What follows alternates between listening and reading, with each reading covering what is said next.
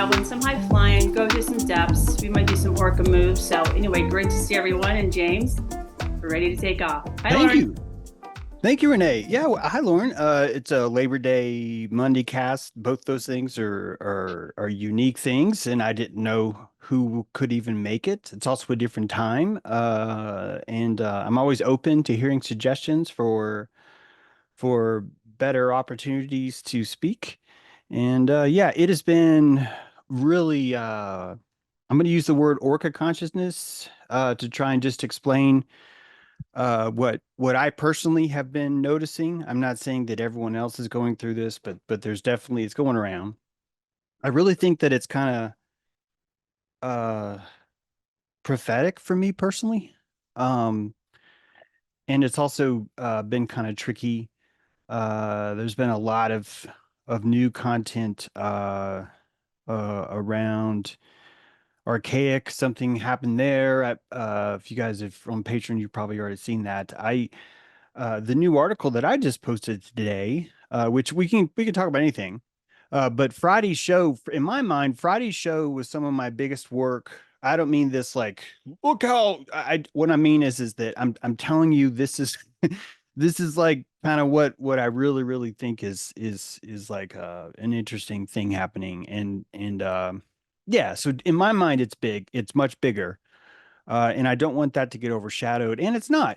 My highest read on Substack is actually my a New World Quarter piece, which is a piece I wrote that has Candace Owens on the cover of that. If you guys maybe have seen that, but out of everything that I've been publishing to Substack, that is the largest piece. The second largest piece is this piece from Friday. So all there's I'm not alone, even with all the personal drama that's happened, even with the archaic stuff, this is so much bigger, and it's gotten a lot more really good positive feedback. When I say positive feedback, I'm talking about just amperage about what do you mean, and like yes and no and and that to me is always a good healthy sign. So if you guys want to check that out, you can. That latest piece is there, and I wonder if I can actually just show you really quick some yachts here. This is let's see how this works. So these are just some of the footprints. This will take like 3 seconds. These are some of the footprints that I did not mention on Friday's show, but just because there was so much to cover and I was trying to keep it under an hour and a half. But Lady M super yacht sees just this year on March 7th. The Amore Vero, just a beautiful, but look at the front end on her. This she's like all chest, no butt, like at all on that one.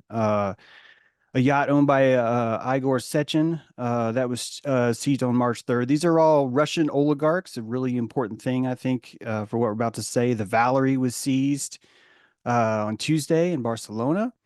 Another beautiful ship. A lot of fucking radiation off that thing. You'll notice that the three domes on top are like, I bet you that you cannot even hang out up there. I bet you that entire top deck, if you know what you're doing, you're like, dude, you do not want to be hanging out up there. That's not that is some serious sun with all that radiation. But those towers are basically, your own island of communication. This amazing ship. I actually knew about this yacht before it was seized because I freaking love boats, and this this guy's amazing. Seized November 18th, 2017. Ominous looking ship, as you can see. Those are actually metal sails. I think there's actually a different term they're using for them, but believe it or not, those are metal sails. And the um the shipping container ships, those giant barges, actually they're starting to use this technology. It's really interesting. Anyway, I said it'd be really quick, so I'll stop. Lena, another Russian yacht, sees beautiful, sleek. I like the lowriders personally. I think it's more like intimate with the water. Why are you going out in the water and then wanting to be like above it? But anyway, and the Amadea, really, this is actually pretty famous. All these yachts are actually famous in the sense that they're usually the Tango is another one here. All these yachts are icons, symbols. Trying to turn off screen share. I could not figure out where it is. Hang on. These are icons and symbols. And these icons and symbols are really important if you want to steer the mind. So the article basically suggests the idea that there's going to be three promises that are going to be made. And one of those is universal healthcare as a right. That'll be one of the promises. And because it's a right, there's a central health authority that gets to say what that right is. And so the vaccines, I think, are just really part of that, a much larger part of that. Friday, I suggested to you that diseases are actually so easily installed in a culture through media that I think actually what all it takes is that all the different people that want to rule their district, for example, the American district, are basically lobbying for the rights to invest in a certain kind of viral technology, and that it's just sort of a lobbying group. It's just a way for people to lobby in the health market. And so because a protein shell is what media is. So I am giving you protein shells right now. If you didn't know that, you are susceptible to my contagion. But I am protagion, and I'm inside you right now, and I'm clicking like an orca. Your whole body is shaking. You're going, what the fuck is going on? And you're naked in this whole other way. I didn't see what's in your stomach. That looks good.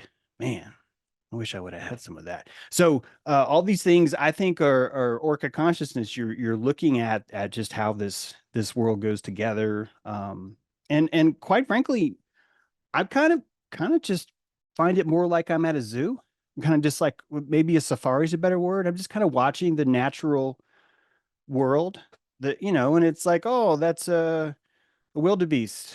Man, he looks nice. Oh my God, he just got taken down by a lion. And you're like, oh, should I rush in and champion the wildebeest? Is that really the right thing? And I'm saying that back in my Q days, I was much more like, we must save the wildebeest. And I love the wildebeest. I think I can love it and watch it get slaughtered by a lion too.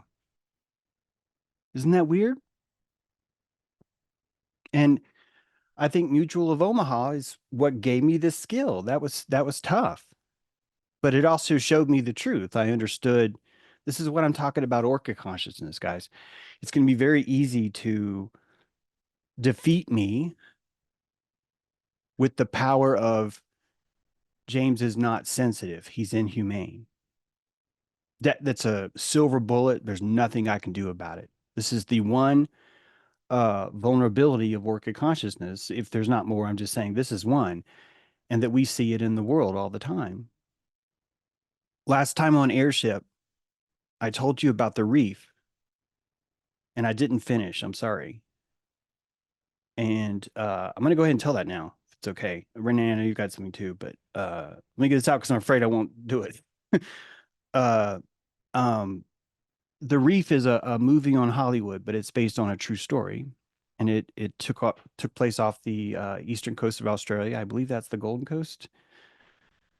Okay, thank you. I say that because if the sun sets in the west, then maybe it's like it's like yeah. Anyway, it's off the eastern coast. Two guys and a girl go fishing.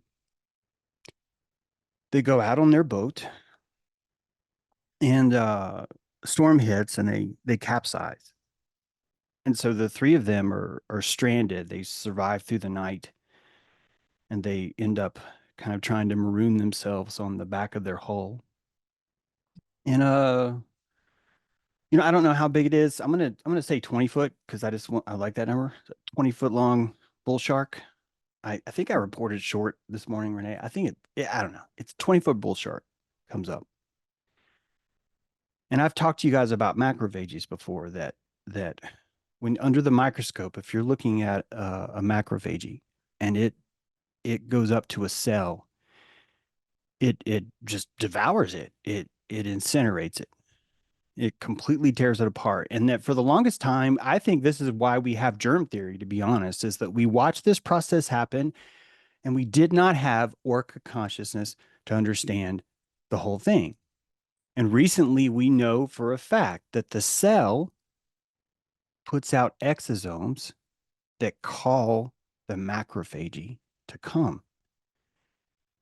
And apoptosis, the process where the cell is eviscerated, is the embalming of the pharaoh. The pharaoh would be the cell, and that each of its parts are revered by this macrophage and distributed so that they can be remembered. This is a really key point. So they can be remembered. The salt, we don't want to lose the salt. And the shark is doing this. The shark is the macrophage.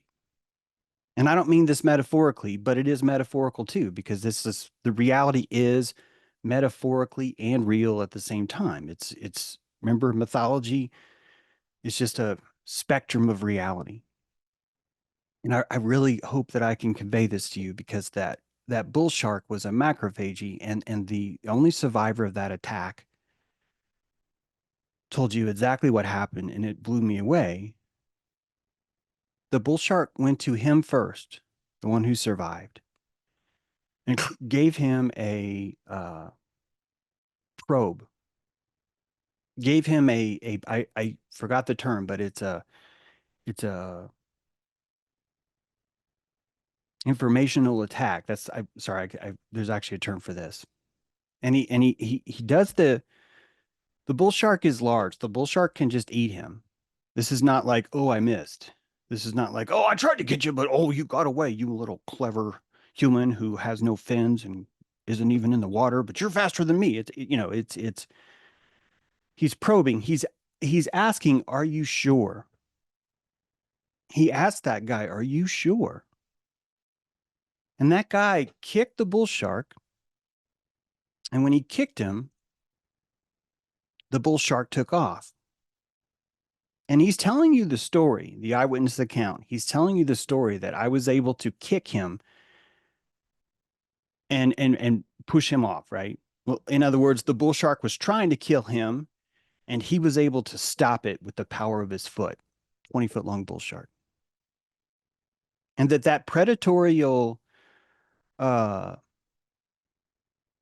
launch, fuck, I wish I could think of that, is the macrophage coming back to the cell because it senses that there's a vibration, that all these cells have put out an exosome. And it came up to him and it said, are you the exosome that called for me to come over and eviscerate you?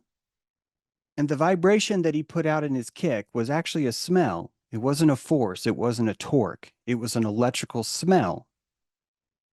His entire body was able to convey the message of his health, his ego, and his wants, which are all the same.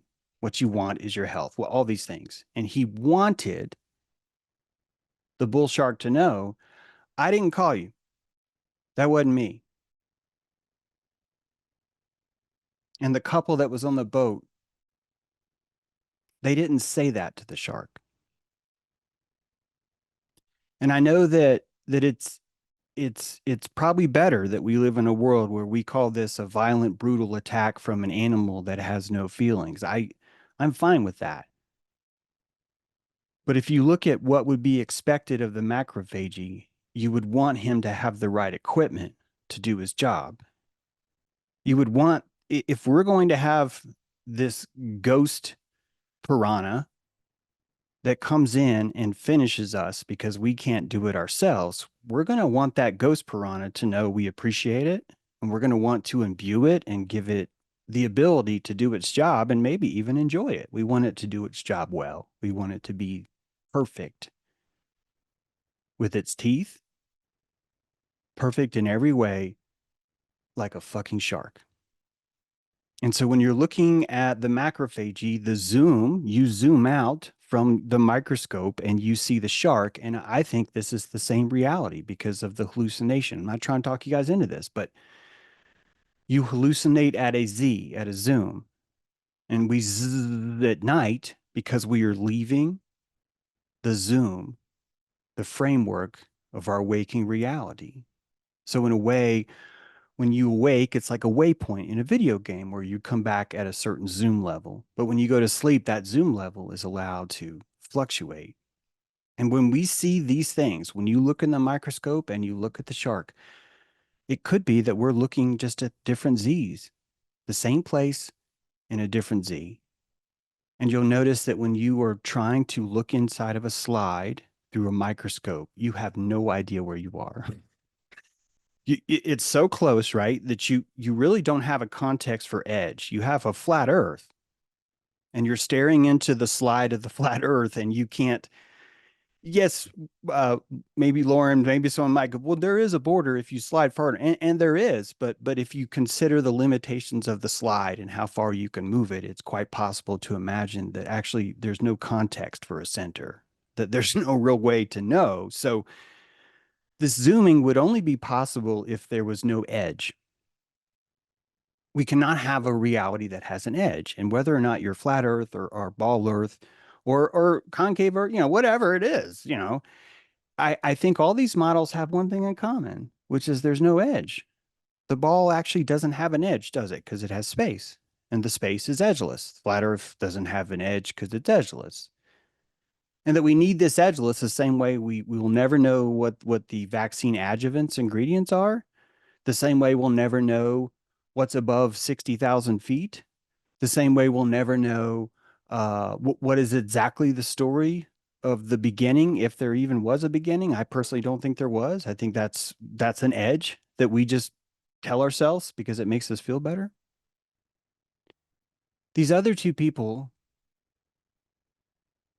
told the shark, I need your help. And the only reason why we can't see this is because we can't zoom out far enough. I don't want us to. I'm not saying we're broken. We have to be able to see this shit. I'm telling you, only a few of you are going to be able to see this. Orca consciousness.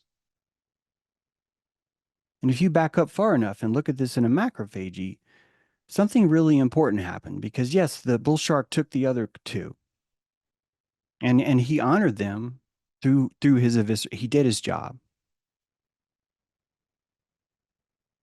and he stayed. The one guy that was still in the boat, the bull shark didn't leave him.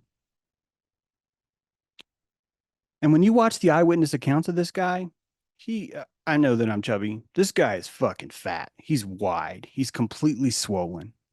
He is inflamed. He's been inflamed since he got out of the water. He's terrified. He's shaking. He can't even tell you what happened. He's telling you, this has changed me. I'm completely a different person. I have no fucking idea. And he 20 years later, he's shaking as he's telling you what happened. And I think that he's shaking because he can't hear what I'm talking about.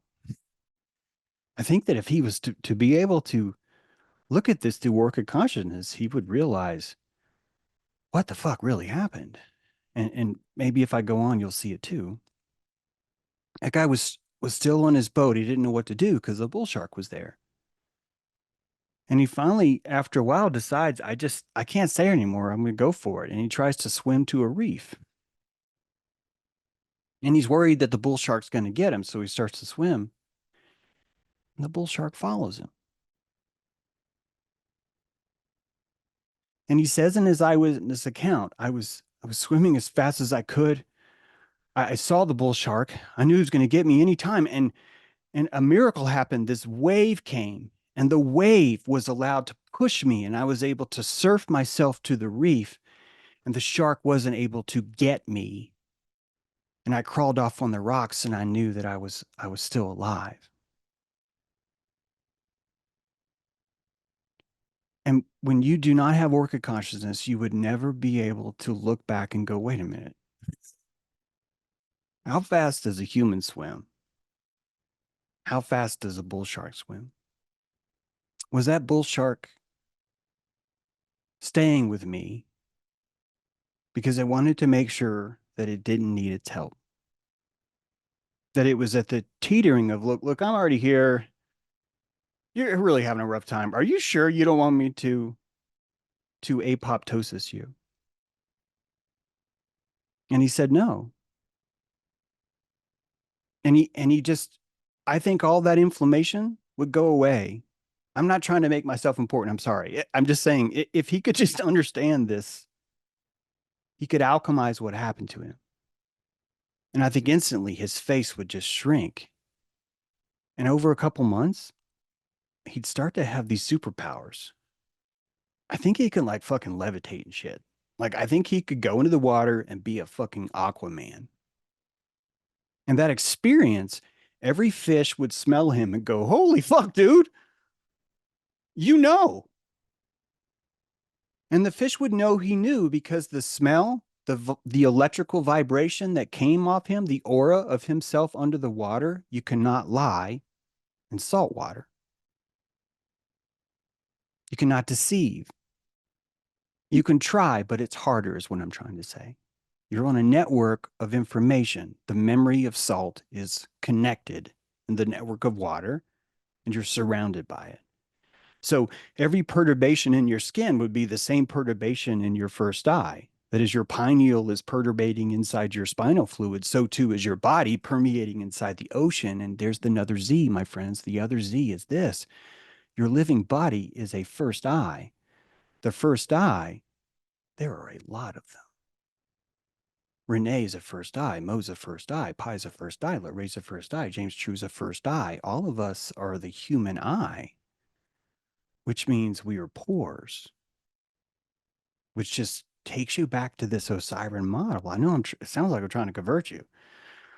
Mo, can you pass around the collection plate? We'd like to sing our praises now for the Church of Osiris. All of you have been converted, whether you know it or not. I'm not trying to do that. I'm not. I want you to see this and play with it. That's all. I just like there are no limits, I can't be right. Do you understand? And I'm not going to let you tell me wrong because we're going to ruin it. If we decide that this is right and this is wrong, we're going to ruin it. Every one of these is right because it depends on your Z. And when you look at a shark, you would have to see the shark. On a small Z, the shark would be the most uncompassionate, psychopathic fuck you've ever seen. And at the orca is more like, thank you for your service. You are a fucking badass bull shark. Like, eternal flame underwater for you. And it would be sincere as fuck, wouldn't it? Like, who else is going to do that for you? There's only a few people I could think of. Honestly, maybe like one, but I could be like, hey, can you come over and shoot me in the head? It'd be Mo, to be honest. It'd be Mo. It'd be like, Mo, can you come shoot me in the head? I'm not saying I wouldn't ask anyone else, but if I wanted to pull the trigger and I knew I couldn't come out, I'll be there in a few, James. Yeah, this is love. This is Orca Consciousness love. And I understand that I have one of the weakest timbers. I'm just saying, I mean this in a good way. I have a very high fidelity circuit. I'm very emotional, which is why this Orca Consciousness is so hard for me to hold. It's seriously, I'm like, for days after, I'm still sort of like reeling from what have I just done? what is going on here? That's all I got.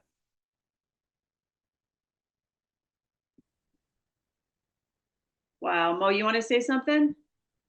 You coming to say something? Yeah, this is. I can wait, Renee. Go ahead, please. No, Mo, if you're gonna talk, yeah, I'm kind of coming at some of the different angles. So you go ahead. You go ahead. Okay, I don't know if you feel like related or not, James. In the last Airship, where you present your thoughts, it popped into my mind like Klaus Schwab. Billionaires are the orcas of our environment, or are orcas or the billionaires of the ocean, something like this. And I think, especially you have in episode 842, you made this joke with one digger and two balls for the religions and so. But when you combine all those, you tap into another realm, and that's why, as I understood, like you mentioned in most of your episodes too, and I see it all the way, because in Islam there's many clues that we live in God, that the whole nature is a whole entity, you know, and we are all hairs, pores, or something like that. And you know, I make this experience. I wouldn't say I feel it through the bones all the time, but a few times in my life, I realized. So I lose my cousin in a very young age, but I realized that that he passed away was a new model for new gathering for the family. He had to go so that this can happen. You know, that was his role, or that was the meaning of his what we call death. Or you know, we like last time I said I live in the shark environment in other places, so I have not only compassion, I feel the need of sharks, of jackals, of snakes, of sheep, of every part of life. You know, it's all necessary. In my eyes, there is no life form that's not in place. Yeah. Definitely not. Or like at the funeral of my dad, very few, one maybe of 100 people, when I said I was happy that my father is gone, you know, no one could handle that. You know, I was taking care of him 4.5 years, and he was happy too. So I was happy, you know, and that's. Oh, darn. Oh, okay. See in another spectrum, looking from another spectrum to life. That's so Orca Consciousness. Yeah. Yeah. We just lost a little bit, but I think we got it all. It was just the very end. Very Orca Consciousness. And quite frankly, we're not always comfortable with it. I think this is my mom's beef with me. I seriously, I come home and I'm just like this. Guys, I'm just this. I swear. I'm probably nicer. I'm probably nicer. And she, it's too loud, right? It's just it's too much. And the times that I broke down about it, I've actually said this. I cannot turn myself down enough. I just can't. Because when I turn myself down, I can't connect to her. And then when I can't connect to her, I feel like I'm not visiting. So it's like, it's a constant battle of, but I want to see you, but you want me to close my eyes. And she wants me to close my eyes because my eyes fucking burn her. They burn her skin. And so the orca has to look at himself. He has to really understand what he is, you know? And I don't think I do that. I don't think I've done that. And I think I've done it purely from a manipulative standpoint. I've sort of talked about this before, but I think that's actually, I think I've just been lying. And I think people smell that. I don't smell it, but people smell that because they're like, this guy's trying to fucking pretend like he's a nurse fish or that clownfish or, you know, something a little bit more. He likes to think of himself as a barracuda. And he likes to pretend like he's a clownfish. But sorry, I think James, he's a natural orca. Yeah. Maybe this word like manipulating is oh, darn it. Born out of big affecting us all the time. You know, when my kids come, they play nice to get what they want. We're affecting people all the time. Yeah. Yeah, and that's what I mean too. When I say I'm manipulative, I'm actually talking about I'm manipulating myself, and I'm allowing myself to use victimization to create an epidermis, a separation, because I can't handle it either.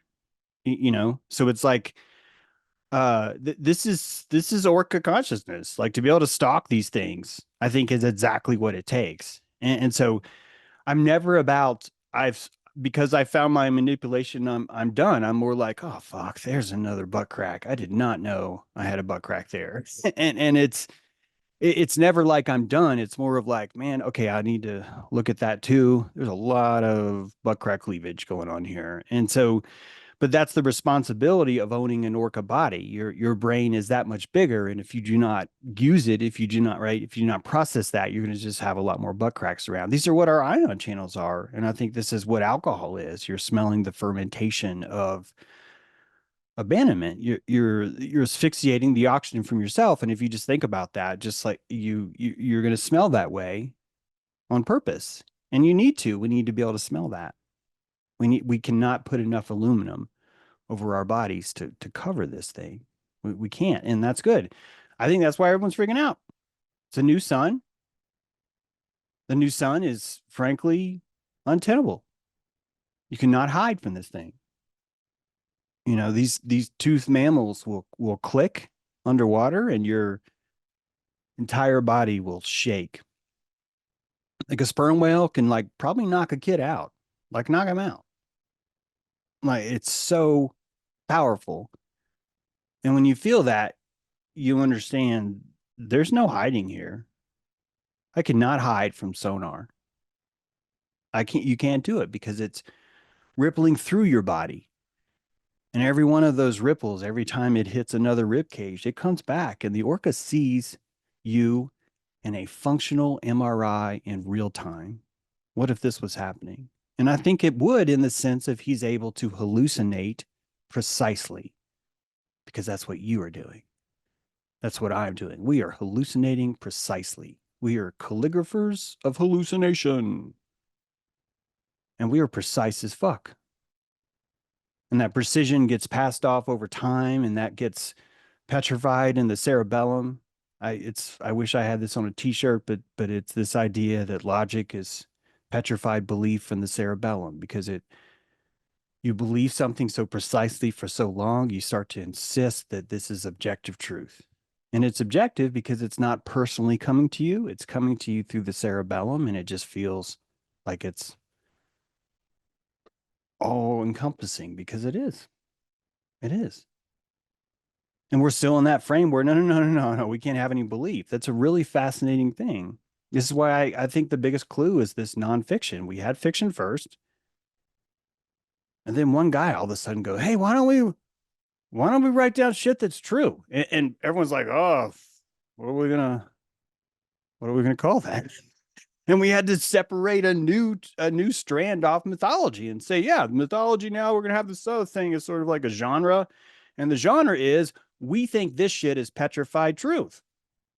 That's the genre. The genre is fiction that all of us just say, fuck it. It's true. It's true. And as we understand this, I think it's the only way you can look at something like the Reef, because the whole idea is terrifying, and come out of that with this Orca consciousness and have a realization and go, oh my God, that's beautiful. That couple being devoured is beautiful. What the fuck did I just say, right, Mo? This is exactly like at the funeral. I'm telling you that's beautiful. I find it beautiful. And, you know, I've told you this before, the closer you come to the epicenter, the more radiation it is, the less you're going to be able to find it beautiful.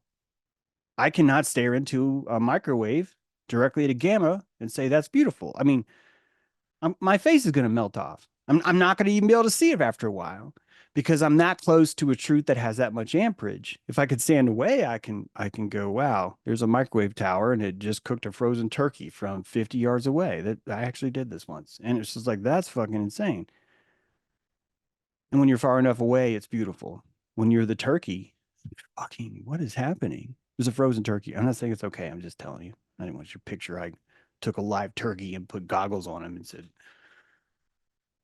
thank you for your service. You know, I'm not that orca. I mean, I'm orca, but I'm not that orca. You know, you don't see me swimming around with Jason Breshears on my head, you know, like a dead carcass I just found. You know, it's not where I'm at. And he could do the same to me. I think I'm out of my league in that sense as far as the viciousness, but I really think that viciousness is an octave. If you want to hear me say what I think about Jason Breshears has taught me this. I'm heading into this octave, and I think that's why there's been trouble, guys. I'm in sort of a war right now with some anti-virus people and with some pro-vaccine people and with Jason Breshears, and it'd be very easy to look at that and go, why are you doing this? And A, I don't know. So not trying to tell you I do. B, I think it's because of Orca consciousness. I don't feel that it's okay to let what happened with Jason and I go. I just decided, why don't I lean into this and just call it a beautiful experience? I could have just quit and said, oh, I said the wrong thing, or he's a dick. Either one of those I could say, or I could meet in the middle. But I said, no, why don't I just lean in? Why don't I just lean in? What would Orca do? Right? Not what would Jesus do? What would Orca do? And I know that's weird, but it's like, I don't think I'm right. I don't think I'm better.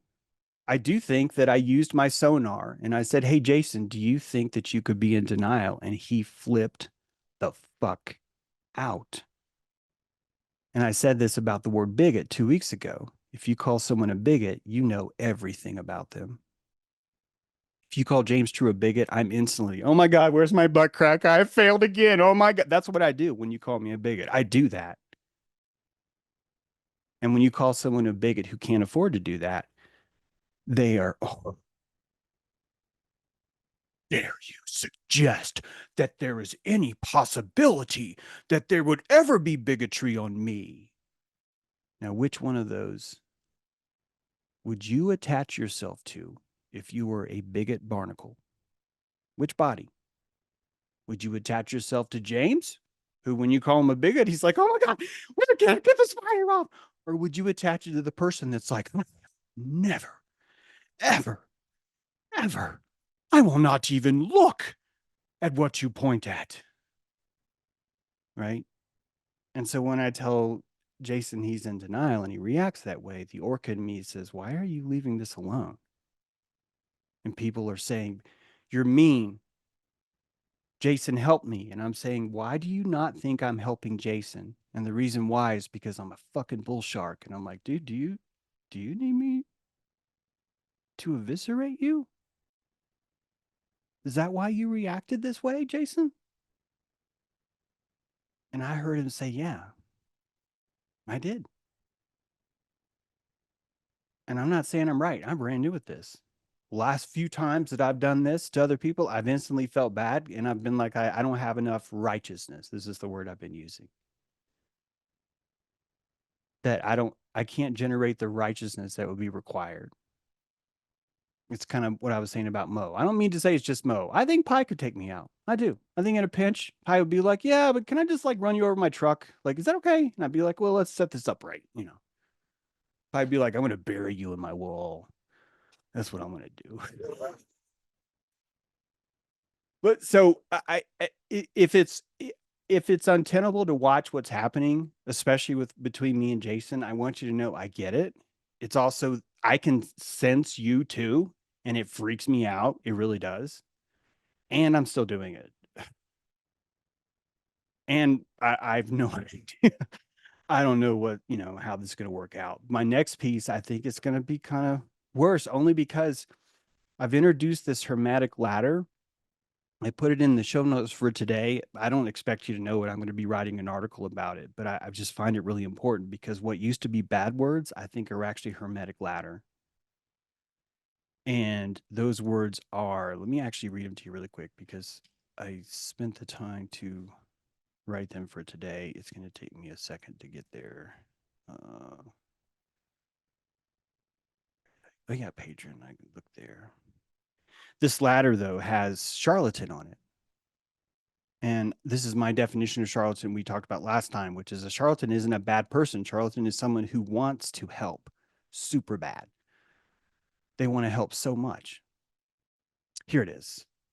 This was in Owl Wars, if you guys haven't read this yet. It was just a letter I wrote just to you guys as patrons called Owl Wars.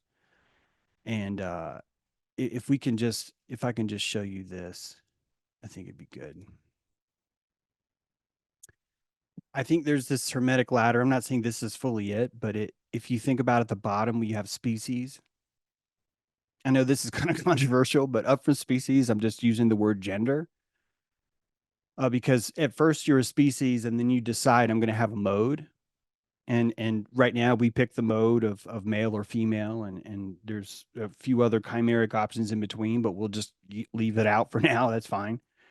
I'm not talking about identity right now. I'm talking purely about our physical mode, that we physically transmute into a male or a female inside the blastocyst. None of this is speculation.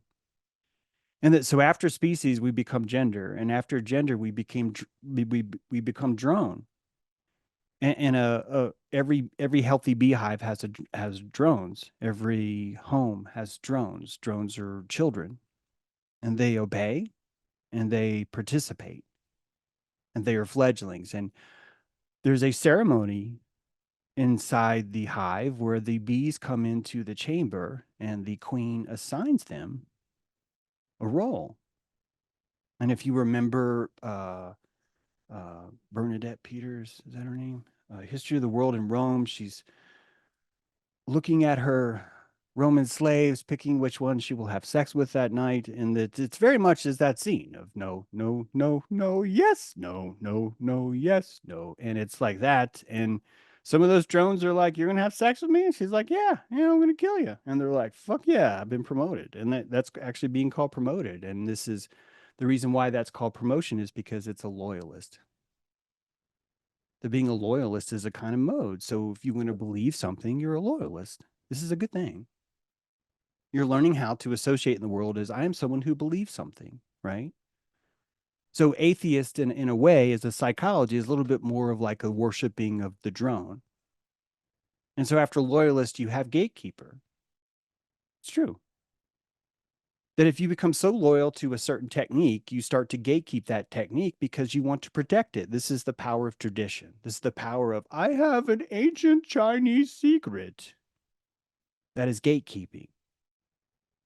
And it's important. It's beautiful. It's an important part of wisdom. And after gatekeeping, you have charlatan.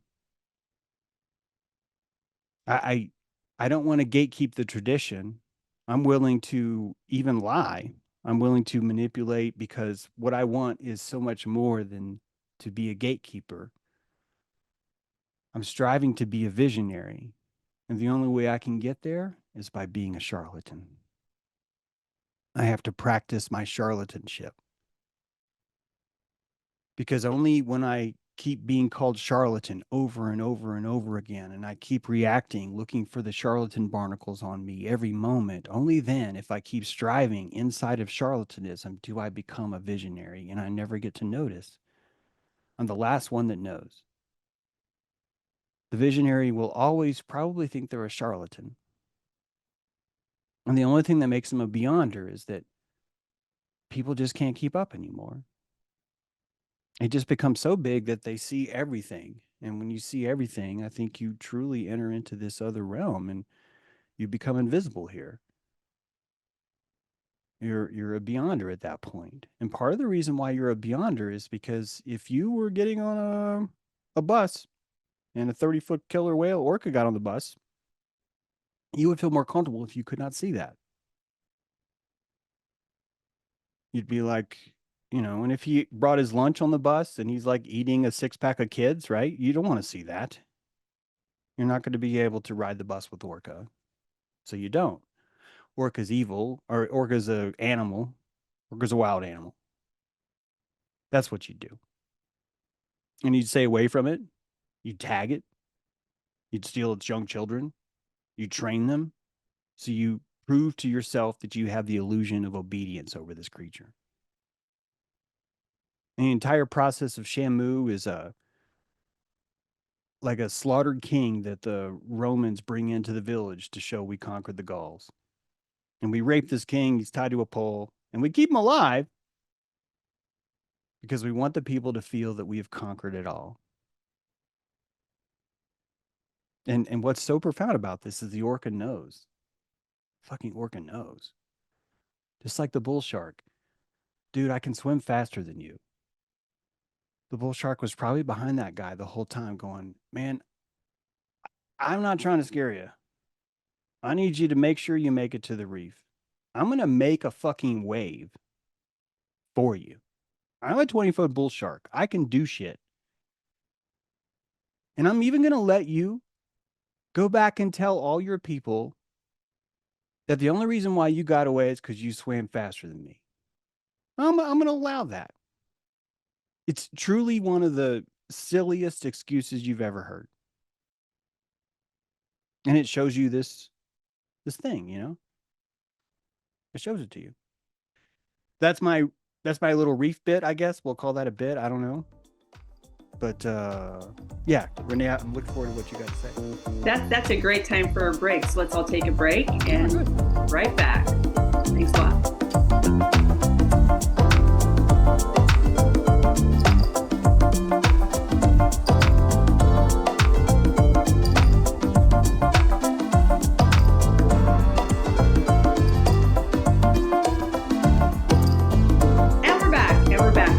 This has just been such a amazing August. Should I just say, I know we journeyed through August, but oh my goodness, if half of you felt any of this buildup from the 8-8 portal to right now as we enter Capricorn back into Pluto, as of yesterday, till the 19th of November, we will be closing out the Capricorn cycle in Pluto and heading into Aquarius for the next 20 or so years.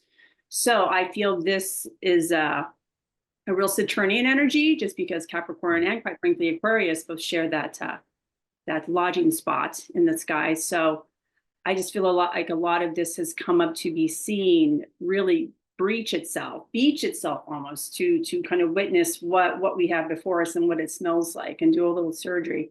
I feel like James, you going through this with a fine-tooth comb and really making sure you clean out what's there is really essential as we go into Aquarius. We really don't want to leave anything behind. We wanted to leave it clean, as James said, and many before him use all the buffalo, right? So this is kind of what I see. But with all this intensity comes this incredible magic, I just have to say. I had this experience today at my shop, Attaché, and I didn't even work today. I just went in to drop some things off, and in walks this lady, and I'm sitting down, just kind of hanging out. I had a little time to kill, and so she walks in, and she just kind of sounded interested in me. So we started talking. Well, she walks in, she's like, yeah, I just came down to get some snacks. I found a squirrel in the road, and I'm gonna go home and bury it. I'm like, oh, she's gonna bury a squirrel. That's beautiful. Kind of reminds me of someone. She's like, yeah, she had this big Rice Krispie square and a piece of key lime pie. And she's like, yeah. Sometimes I go out with she's divorced, my ex-husband, or when I used to go out there, we would order dessert first and then get dinner. And I'm like, wow, really? I go, what's your sign? And she's like, Taurus. I go, of course you're a Taurus. Like, oh my gosh, you're such a Taurus. So I was like, wow, this is nuts. And I go, when's your birthday? He said, May 4th. I'm like, you've got to be kidding me. She's 55. She's my age. But Joseph, who I work with, out of the corner, he's like, oh yeah, and she wrote a book about orcas called Be the Orca. Her name is Amy. And I was just like losing my mind. I'm like, whoa, what? The whole ripple, and she's just like, anyway, she wrote a book. She's gonna bring me a copy. I gave her some of your books. She's totally into the Baphomet. She's like, I'm really into the Baphomet. I'm like, oh, here's a book. And then she's like, talking about this orca thing. His third book is about Orca Consciousness. Oh my gosh. She's like, what? So it was just the craziest, most perfectly timed synchronicity that went down just today in Orca time. Oh my gosh. So with all of this depth comes this amazing synchronicity. So I just had to share this. Wow. Yes, her name is Amy. Oh man, yeah, it hits me harder because some of you guys probably don't know, but 5/5 is kind of a big number. That's actually, that day was the first day of my new life, if you consider the Aztec sun. I mean, all of us have this Venus return, and mine was on 5/5, and we had this event called 5/5. That's why this is so big. Also, typically the computer that records these calls is named Amy, and even the roadkill thing. Honestly, I have a pretty long history of that. It's I know. I was like, oh, it just kept building, James. I'm like, what? So, and it's a manifesto she wrote for orcas. And it's because when orca is in menopause, they tend to leave the pod. So menopausal orcas lead the pause. So it's a manifesto for menopausal orcas that she wrote. That is Red Chief. That is also Red Chief. Do you understand Red Oh Chief? yeah. Oh my. Guys, in Native American culture, right? White Chief, Iroquois says we have a White Chief and a Red Chief. And the Red Chief is only when we're in war, and we purposely keep the Red Chief to assign him during wartime, and then we have a White Chief to assign during white time. And oh my God, I didn't know that about the menopause. I can't wait Yeah, for the book. she's gonna read me a book. I gave her 2 of your books, so she's a writer. So I mean, anyway. So congratulations, everyone. Yeah, wow, Renee. So glad you finished. Yeah, see, all right. Trust fate. Wow. Here we go. All right. Yeah. Anybody else got anything? Or James, continue. No, I think that we nailed it. Yeah. And if no one else got anything, we can we can close it down. That's fine too. There's a lot to do. There's a lot still coming. Yeah. And I'm still, I'll just maybe mention that since you brought up bull sharks, they're kind of they hang out in estuaries and in reefs and, a place they can swim up into fresh water and brackish water. And, they have like hammerhead sharks, like they have little sensory things where they can dig around in the sand and sense pressure with these little ampules of Lorenzini, they call them. But my brother used to, before he was a boat captain and a fisherman, like sport fisherman for hire, taking people out, he was a scuba diver, and he used to, which is how he bonded with the ocean anyway, but he used our natural forest language with animals, and he was, he filmed hammerhead sharks in a feeding frenzy and all kinds of stuff. He was not afraid of sharks, and I just don't think that can go for everyone, myself included, but he navigated his way in the world, and he found sharks to not be dangerous. And he went out when they opened up the Bikini Islands after a 50-year commercial ban. He went out and checked that out, and it was just teeming with marine life. And they can sense the pressure changes and that behavior of of butting your prey. I was just wondering, since they do spend a lot of time in the reef, that's kind of like an additional way to check out your prey, and they might take a little bite too. But just, they are responsible for most of the shark attacks, just probably because that's where they hang out, in those shallower reef areas. And I don't know, I just thought I'd add that because I kind of see, I'm not sure whose reef somebody was going into, but I'm trying to, the Jason, it's like I'm trying to relate it to this bull shark behavior, and like somebody comes into your reef and gives you a little headbutt, right? And depending on your reaction, that's going to have some different consequences. But it's definitely to get a reaction. It's definitely to make an assessment of some sort. And interesting, sometimes I almost wonder, like, well,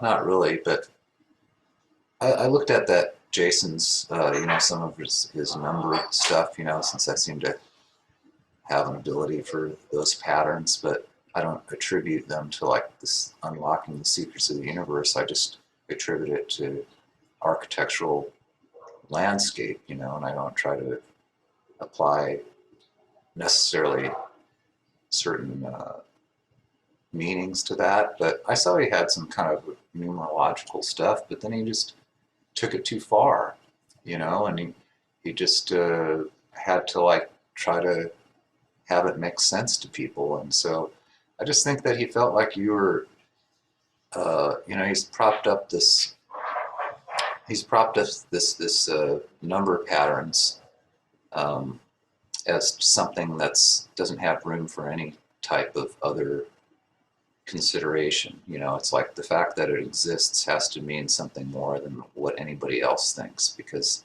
he feels like he found it. But really what I come to find is like finding these things is actually pretty commonplace, and people attributing too much importance to it. Maybe that's not the right word, but the wrong importance to it. Not that I know what the right is, but I just know when somebody's approaching it wrong somehow. And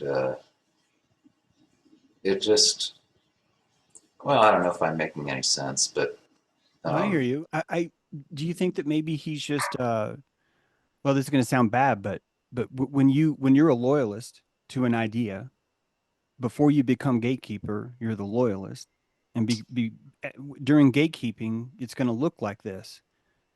It's going to look like this has to be the only way because I really want to practice how much I can believe in something.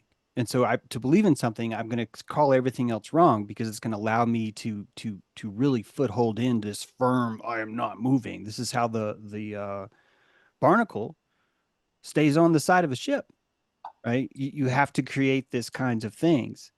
so that means he's the bull shark and you're the, like you came into his reef and he headbutted you and he didn't like your taste.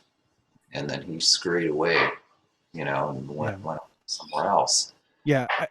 I see different lessons from different sides, you know, and so like where he's at on his, I don't know him personally enough to give this kind of sonar. I think I pinged his work and I was like, okay, this is interesting, judging by that reaction. But actually, I think he is his work. I am my work too. So it's like someone was actually, I realized this today because someone was like, you shouldn't criticize his history or his personal life or his actions in life. You should only criticize his work. And it really did. Only today did I go, well, wait a minute. Those are all actually the same thing. Like everything that you say is a personal reaction. Everything that you write down, everything that you record. So it's kind of, I think that we have this arbitrary playground consciousness in the sense of, look, there's certain rules, and that honestly people learn how to leverage from those rules. And then when someone like me comes in, that I just don't really find a lot of technique in those rules. It's very, for a charlatan, it's completely enraging. This is what happened with Christine Massey, FOIS, this girl on Substack who's a gatekeeper for Dr. Sam Bailey. I've never actually been able to even send my article to Dr. Sam Bailey because of this Christine woman who's like, no, this is absolutely doesn't have the right words. This is, our church doesn't use this word. And I love church. Hear me out. But because she's at the gatekeeping level, she's taken the loyalist, as you said, Pi, to the extreme. And as you are right to say, the extreme is really a subjective experience. What they're doing is they're putting more berries on the branch, and you and I are going, I did not think you could put that much molasses or jam or whatever on that one tree, but look at this. They put so much on, maybe it's dripping onto the ground and they're losing some of it. But also maybe that's exactly what would attract the perfect kind of bee that they're out for, the perfect kind of, you know, who do I want to be there? Because I'll tell you something, the people that I've seen step up to defend Jason so loyalistically, I would not want to be on a boat with them or to be in a situation where I feel a camaraderie ship with that. I don't feel that I'm missing people. I think that if they were here, it would just cause us all to lose the ability to have intimacy. I just, because, you know how I know that? Because I've seen it. And I'm the one that's like, God, I have to shoot my own flock. I need more flock and I need to shoot some. Can we get more flock in? Because I need to shoot some of these. That's literally what I do here all the time. And if you don't have Orca consciousness, people are going to look at me and go, you're so cruel and self-destructive. And it's like, yeah, those two things are true. If I stand right next to you, that's exactly what I see. You nailed it. And it's not accurate, right? But it's only not accurate if you're at this different place. And you know, I'm saying just a different place. It's just a different vista. So it's really, really tricky. And I'm trying to run around all the time to see it from where I think you guys are seeing it too. And that's what makes it harder for me, because I can no longer be a loyalist. You see what I mean? I think this is why I'm heading into Beyonder, because I've learned a long way. There's no way I can pull this off if I'm a loyalist. Which is why I'm constantly having to realize I can't hold this on. I can't hold this. I can't hold this. This is what, wow, look at what Laray's looking at. Oh my God, I can't be this way. Or look at what Mo's looking at. I'm cool as fuck. Or, you know, we're going to find our reefs where we think this is the good place to be. And Jason's done that too. But Jason's also been in a prison for 20 years, and he's telling everybody there's a dome that's been constructed above you that's made out of this machine, and this machine is here to squeeze out the essence of your life and make you suffer. And in 138 years, you're just going to die again, so it's okay. That's a prison musk. Yeah. And I don't think that you could exist in a realm like that and survive. Here's my biggest tell. For Jason to be that sensitive about a tweet, how the fuck do you survive in jail for 20 years? I don't see how those two things are congruent. I just don't see how you can survive for 20 years and be that. I'm that sensitive. For him to come out of jail and be that sensitive doesn't make sense to me. I think it's more about I have to protect the sanctity of my church. And that's why he posted, James True is an attack on our entire community. And he's right. If I went to his Vista, I would see and go, yeah, you're right. Because page 1, you've got the planet Nibiru and you're attributing it to someone else. I mean, that's just how I see it. I also think that I'm kind of fucking pissed at the guy. So I'm not even the best person to judge his work, but I think I've been saying that the whole time. I think your work is weak, because if someone comes up to you and says, hey, you have a barnacle on you, it's kind of hard for me to want to look at your work, because I'm seeing what the work does. The end result of your work is that you're not going to see all these barnacles on you. Yeah. Well, the Enochian magic, when it comes up against actual magic, you know, there's always going to be kind of a reaction. You know, it's like, the only reason that his number patterns seem unassailable is because it's Enochian magic that makes no sense. Yeah. You know, and that's the lie there. So I do think there's some accuracy in the Enochian reference. And if anyone doesn't know that, if you weave complexity gives you a sense of security, because it's the mangroves. The mangroves are the only barrier between salt and fresh water. Pi, I'm just going to mute you. It's just because there's some white noise, but it's okay. I'm just letting you know. But if you're going to talk, I want to make sure you know that. The mangrove is just creating that filter that separates the ocean from the fresh water. It's the only defense. And so the mangrove has to go thick. And this is the magic of Enochian, but it is magic. And all law is Enochian magic, I would say, Pi. If you disagree, I'd love to hear that. But it's like, I would say that even all law is Enochian magic, because it's built on legalese. Heretofore unto with that which shall be known as person defined under X force. And you end up, just by having to recite it all and learn all the terms, you end up in church because you had to put all this effort in. So the effort itself extracts belief when you are a loyalist.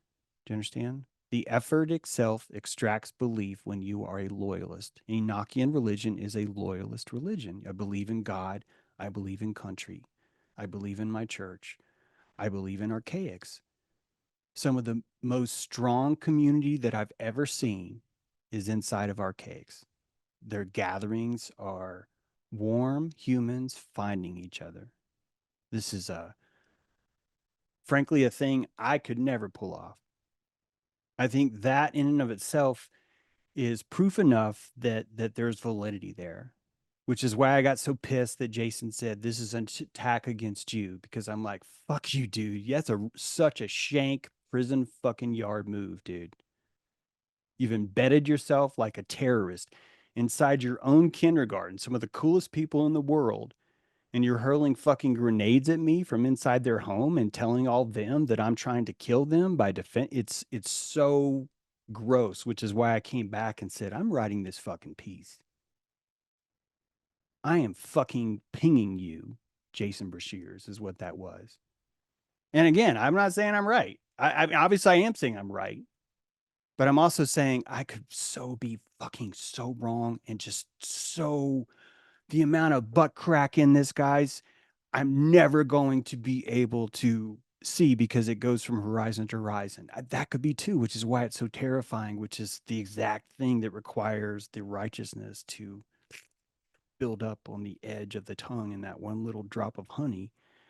And when it drops, I smell it in the water, and it's time to go. Orca mode. And you have to trust yourself to say, yeah, I'm going to have to eviscerate the shit out of that 23-year-old female who is ovulating right now. This is what the bull shark does. Like, she's ovulating, and she wants to die. I'm going to go for her neck first. I want her to consciously check out as fast as possible. The guy, he actually wants me to shake him a little bit. He wants to suffer. He wants the secretion of that. This is actually why. It turns out that the shark's like, she actually wants to die. He actually wants to be ripped apart. We don't know that this isn't how it works. Oh, what the heck? What? Sorry. I No, don't. that's okay. No, I had my hand resting on my mouse and I clicked something. I don't know what. Why am I huge on here? Oh, you're not huge on us. You're not huge, Oh, okay. huge on our end. Yeah, you look just the same. Everything's the same, Okay. except for you unmuted, basically, is all that happened. Oh, okay. Well, gosh, this is just quite the situation, isn't it? Mm-hmm. But you're right. He was calling out. I mean, says nobody will, disagree with me, or nobody will challenge me. Yeah, and he says that in the videos too a lot. I've only checked out a few videos, but it is a lot of, I think most of the reason why the Enochian magic works is because he starts every show and just says, guys, I don't mean to sound ridicule. I'm just putting a different voice in, but he's like, guys, there's just no way this can be wrong. I just cannot find any way out of the fact that this is all absolutely true and nothing else is correct. I hear him say that verbatim a couple times, and I'm like, that's it. Well, I think he's mostly saying that people are smelling the confidence from him, and that's a must that they're like, I want that confidence too. Therefore, if I believe in this trinket, I have trinkets too, by the way, but if I believe in this trinket, then I get to have that confidence too. Just like, well, if I say the word Orca Consciousness, I'm going to feel as confident as James. It's the same thing. It's exactly how it works, because the church is never tangible, but we are beings that insist it has to be tangible. And that's what I think, that's what we're learning. So it's perfect, because both of us are doing exactly our jobs. Well, if he thought it was real, he would engage more. That just shows his confidence. Yeah, I do think yes. If he real, felt, if he was a visionary, he would want to have this conversation with James True. He would want it to be public, and he would have kept it in the thread so that everyone could have followed along. Yes, that's what I think. And I've asked him back to that thread several times, and those were the messages he deleted. He deleted any evidence that I asked him back to that thread and said, can you please come back here and just reply? Well, that's sonar. This is sonar. Do you understand? And it's only sonar if I'm not like, yeah, he's a piece of shit. It's only sonar if I'm like, this is a human and here's what he's, do you see what I mean? This is the crucial part. You can still be mad at someone, but your sonar has to be compassion. And the only way you're going to compassionate someone is you have to put yourself in his frame and simulate to the best of your ability, what would it be like to be him? And you're going to need a lot of calories up here. And Orca has the calories. Yeah, I think that you're right with I like your cool ladder thing, and I'd say, based on this situation, that loyalist is the level that he and his entire community are at, and that's the function he serves. You can't say it doesn't have a function. But you know, I think, that's yeah, I think Jason and Dr. Sam Bailey and Andy Kaufman, I think all of them are really good examples of charlatans, of being on that rung. That's a very high rung. This is a very, very high rung. yeah. He And needs we to. are only insulting it because we live in a culture that hates power. See, species, gender, drone, I'm sure there's more. It's just what I wrote today, but species, gender, drone, loyalist, gatekeepers. Look how high up charlatan is. Look how that's way up there. So when I'm calling Jason Breshears a charlatan, I'm not insulting him. When I'm calling Andy Kaufman a charlatan, I'm not insulting him. Dr. Sam Bailey's a charlatan. I'm not insulting her. Voldemort fits here. Amanda Voldemort fits here too. These are all charlatans. And they've been saying, James, why don't you just compassionate me? And for years I've been like, no, because you're wrong and I'm right. And I know the truth and you don't. And I'm going to expose you because I'm a badass. And I was there for a long time. You guys watched me. And now I'm using the same language, but some of you are hearing me. Some of you are hearing the difference. And if you want to give me a better word for charlatan, you can, but this is, everyone accuses me of this. James makes up his own words. This is what I do every time. I show you the word that was already there, and I show you the truth of what it means. Mercury, double snake. First, I tell you the absolute truth. And I sneak in with the truth, and you have no doubts because this is the snake of truth, and you will drink its venom because everything is true. Everything is true. This is what school is. Yeah.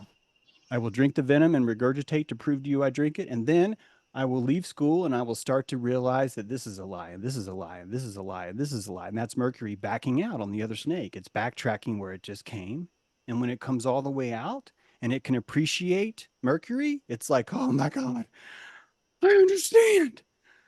And so many of the antivirus crowd, I'm not picking on them, but they're like, it has to be this. And they're like, no, you missed it, my friend.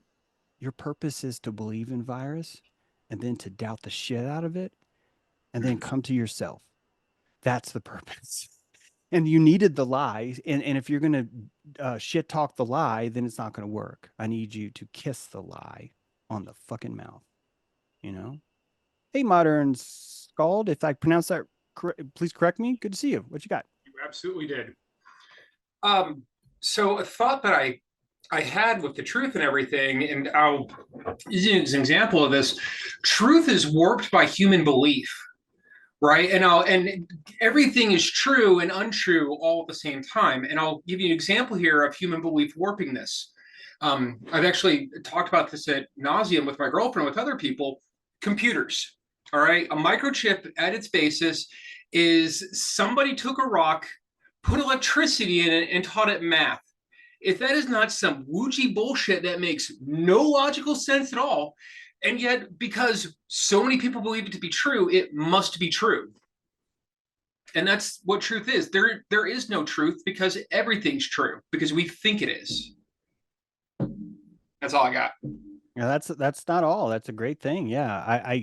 I personally call it petrified belief, but I'm not trying to correct you. I'm just saying that way there can still, so to me, truth is someone's insistence that this is a petrified belief is a compassionate way that I can have truth in the room, that I can say truth, because I know that that's a word. I personally think belief is higher than truth, in the sense of I'm more proud of I think I understand something more when I tell you I believe in this versus when I say I think this is true. And that's completely backwards, which is why people are like, you're a Luciferian. And I'm like, I know. But it's like, this is why I earned that. And I think I'm not trying to put words in your mouth, Modern, but I think that's what you're saying too. And that the reason is that your girlfriend is in a different context. And so that truth has a different meaning for her. And this is, I think, why we argue about the truth. I'm not saying you argue with your girlfriend, but this is why we argue so much about the truth. It's because we're both talking about belief, but we don't want to admit it. We don't want to be naked because we're shy, because we're like, I can't just go out there and say I believe in something. Well, that'd be rude, you know. and this is the denial. Oh, I'm saying this is what people think. And I think the reason why they think this is because of the Mercury medicine. Through school, you're taught what is true. And then your own thinking, your personal thinking, is the dark side of the moon. and you curl out of that and you decide which of the venom that you drank is actually poison and which is medicine. And so you pull out and you separate the falsities from that from to make your own belief, basically. So it's a belief. Everything is belief. However, people have to believe that it is true until they get better at it, right? Until they get better at it, they have to say there's objective reality. I know this causes a lot of problems, but just what I believe. We're going to say there's an objective reality until you have enough strength to push off the reef and just float on your own. And if you can float on your own and make it, more power to you. But this isn't right.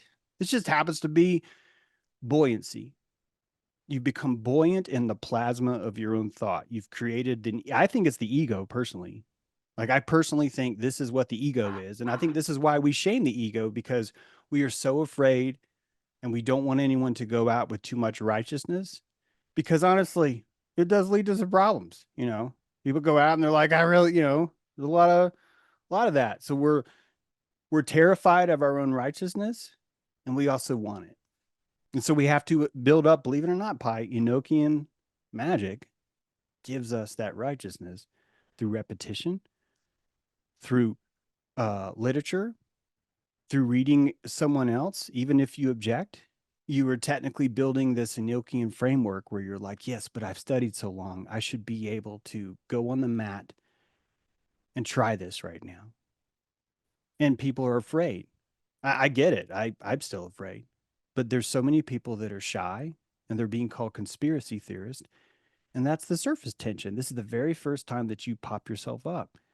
It's the same thing. You start to realize, yeah, the conspiracy theorist is leaving objective reality and for the very first time, and their stock is starting to come out, and it's building a whole new world that didn't exist before.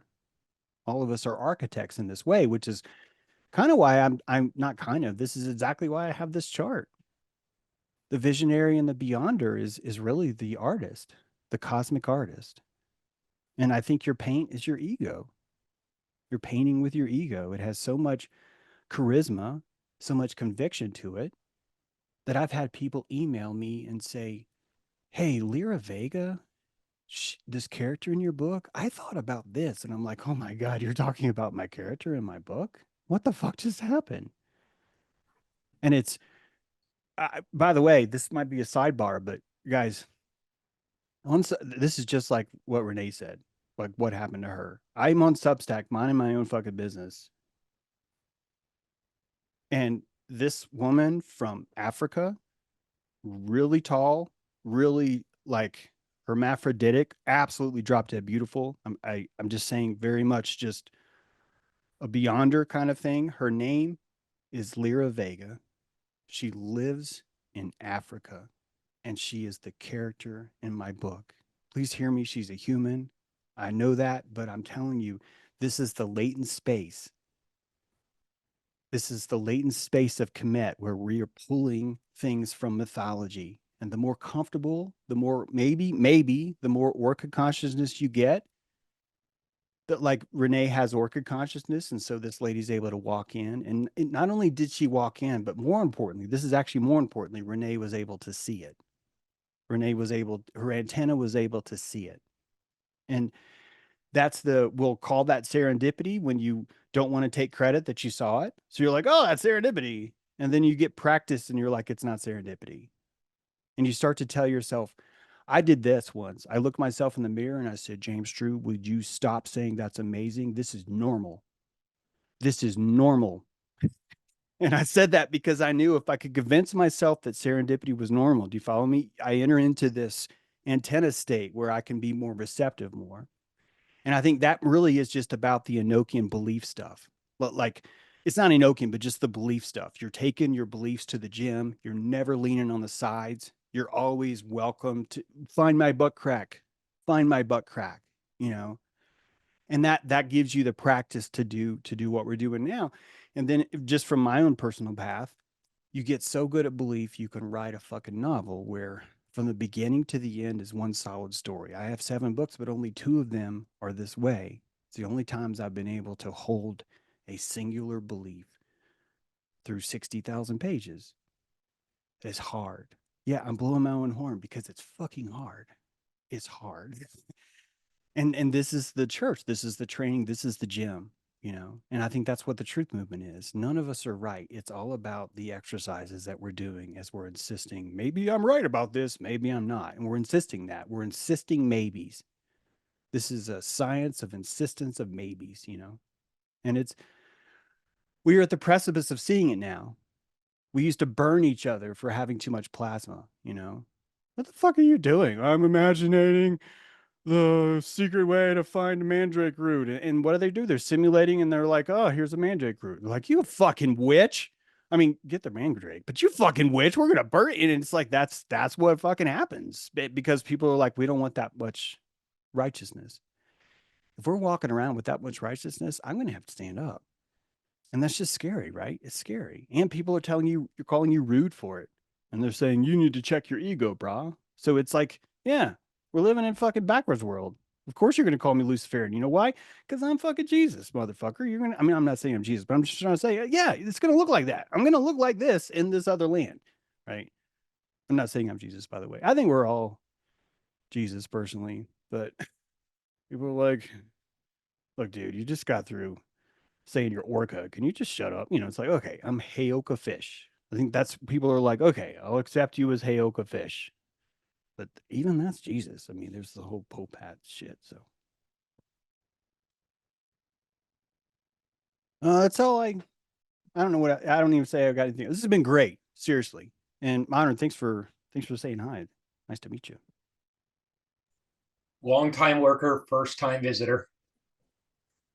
So good to see you. Thank you for joining us. It's always lovely to see people in the patron get on board of the Airship. And, you know, I just am so proud of this Airship and the all the journeys we've been on together. And everyone that, quite frankly, has been on this Airship since I've arrived, I think it was 2022, has just been so eye-opening and expanding. So I really want to shout out to all that you're here and all that have been here previously. It's been an amazing journey. And as we venture into these territories that James is laying out these rungs and wow, just to see him even put out like that, James, it really, yeah, just to consider it in those rungs is fascinating to me, just to read those, the species, and thank you for that. That's really beautiful to see. But yeah, I just, you know, this work is so important to me. And you know, when I came online in 2019, 2020, I knew there was something out there. I didn't know what it was, you know, that I was kind of seeking, or what my propulsion was, or what this building